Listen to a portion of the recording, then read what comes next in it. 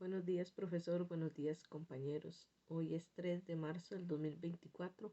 Son las 8:37 de la mañana y procedo a leer las preguntas para este video. Como pregunta número 1 tenemos: ¿cómo se constituye una sociedad anónima y una sociedad de responsabilidad limitada? ¿Qué se necesita para conformarla y cuánto se dura en realizar la inscripción y dónde se hace esta inscripción? Bueno, tenemos que tener en cuenta que tanto la sociedad anónima como la sociedad de responsabilidad limitada tienen casi que las mismas características. Para conformar la sociedad anónima, bueno, primero es necesario darle una razón, un nombre o una razón social. Tenemos que ver si hay disponibilidad de ese nombre en el registro nacional y también tenemos que tener en cuenta que legalmente es posible que el mismo número de cédula jurídica sea el nombre que tenga la empresa. Por ejemplo, 3, 101, 57, 1871, Sociedad Anónima. O Costa Rica, la Carta Sociedad Anónima. Son dos ejemplos, digámoslo así, de cómo una razón social está dirigida a un nombre y la otra razón social está con el número de cédula jurídica. Entonces puede ser ambos casos, digámoslo así. Bueno, también se debe establecer un dominio social, que es donde se va a ubicar la dirección donde va a estar ubicada la sociedad. Hay que definirle el objeto social a la que se va a dedicar la empresa, ya sea la industria o ya sea el comercio. La sociedad anónima está constituida como mínimo por 3 personas, que es el presidente, el secretario y el tesorero. Entonces, en el caso de las sociedades anónimas, el presidente es el que tiene la representación legal de la sociedad y este puede tener poderes de apoderado generalísimo sin límite de suma, que esos poderes también se puede entregar la representación a otros miembros de la junta directiva o a terceras personas. En el caso de la sociedad anónima, esta está constituida por mínimo dos personas titulares y puede ser un gerente o un subgerente o dos gerentes.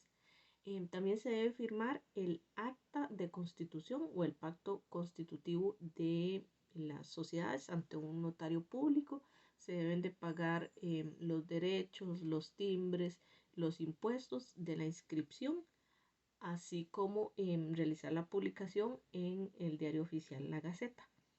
Y ya después sería inscribir la compañía en el Ministerio de Hacienda para obtener un registro único de contribuyente y bueno, ya pagar, el caso del resto serían permisos, licencias, patentes, permisos sanitarios de funcionamiento, etcétera.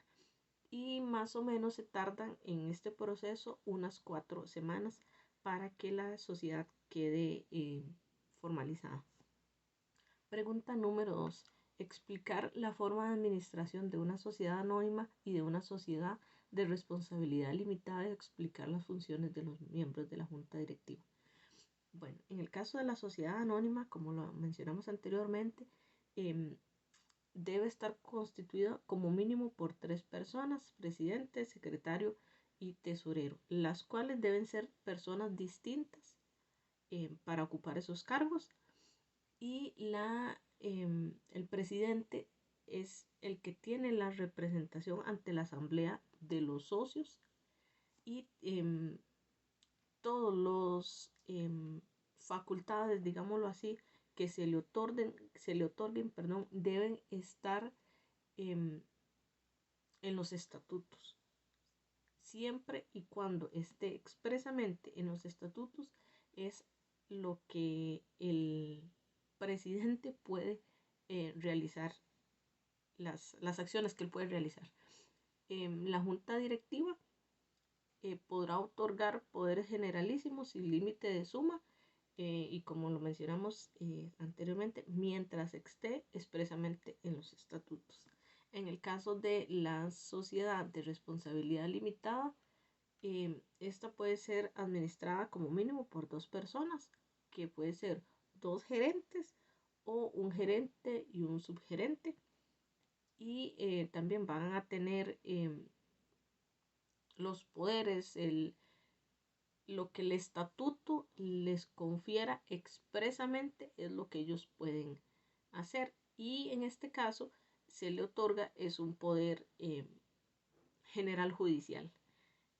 En ambos casos, la principal acción, digámoslo así, que se tienen en estas juntas es la ejecución de las acciones que la sociedad vaya a emprender.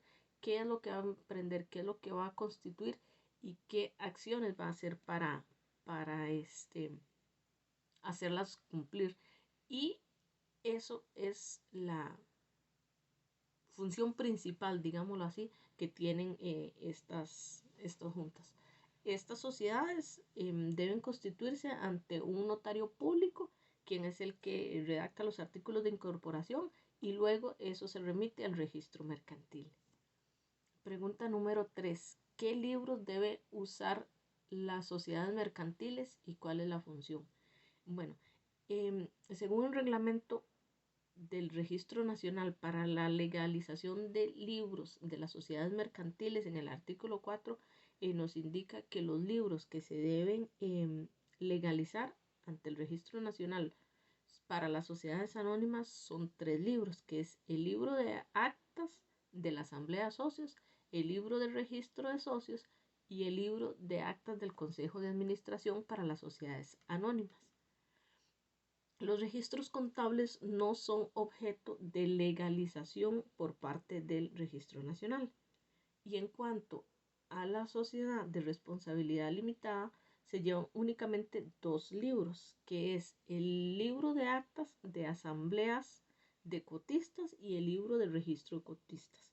Entonces, ¿cuál es la importancia en ambos casos? Que todo tiene que estar plasmado en esos libros, que en caso que nos caiga una auditoría, poder registrar y revisar que toda la información esté acorde, que no se nos olvidó escribir algo, que no se nos fue una asamblea y se nos olvidó incluir todos los datos en ella. Entonces es muy importante que esos libros estén bien registrados al día de todo ante un eventual auditoría. Pregunta número 4. ¿Cuál es el papel de los poderes generales sin límite de suma, poderes generales judiciales o poderes especiales en una sociedad mercantil? Estos deben describirse y dónde se inscriben. Bueno, específicamente el Código Civil nos menciona estos 3 tipos de poderes que son como los más utilizados. En el caso del poder especial, en el caso del poder especial, este se utiliza para una cosa específica, para un acto en particular. Y es generalmente por plazos muy cortos, entonces suele carecer de formalidades, digámoslo así, y estos deben ser otorgados por un notario público. En el caso del Poder General Judicial, este se utiliza para funciones o actividades administrativas más que todo, como alquilar cosas, firmar contratos, pero están limitados para esas cosas. Entonces, no son como para algo más allá de lo que ya está definido o delimitado. Igual deben ser otorgados ante un notario público y deben ser inscritos en el Registro Nacional para ser utilizados. En el caso del poder generalísimo, bueno, en el caso del poder generalísimo está con límite de suma o sin límite de suma, que puede ser ambos, y con ciertas limitaciones o sin limitaciones. ¿Esto para qué? Para que la persona que tenga el poder haga y se comprometa a hacer lo que el poder le da. Si el poder le da para vender la propiedad, vende la propiedad. Si el poder no lo indica, la persona que tenga ese poder no lo puede realizar. Igual tiene que ser otorgado ante un notario público y debe ser registrado en el Registro Nacional. ¿Qué es lo que nos deja de enseñanza todo esto? Que constituir una sociedad es fácil, es tal vez un poco más sencillo mientras nosotros entendamos, comprendamos todo lo que conlleva ser una sociedad.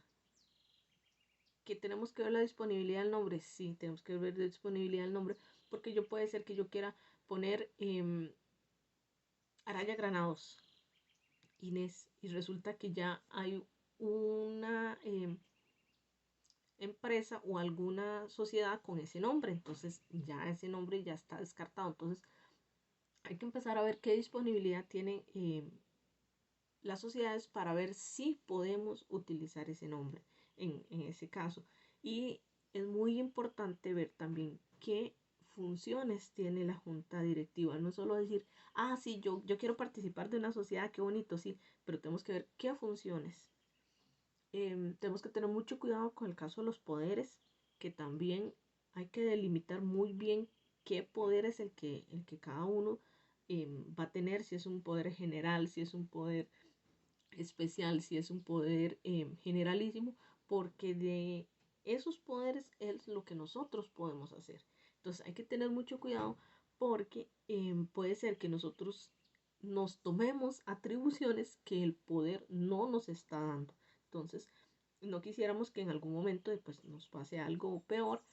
Entonces tenemos que tener mucho cuidado con estos casos. Entonces, ante alguna duda, ante alguna eventualidad, mejor estar bien preparados, estar bien sabidos de qué responsabilidades conlleva cada cosa y así poder registrar o poder tener una sociedad de la mejor manera posible, más organizada, más centrada en qué es lo que quiere cada una de las sociedades.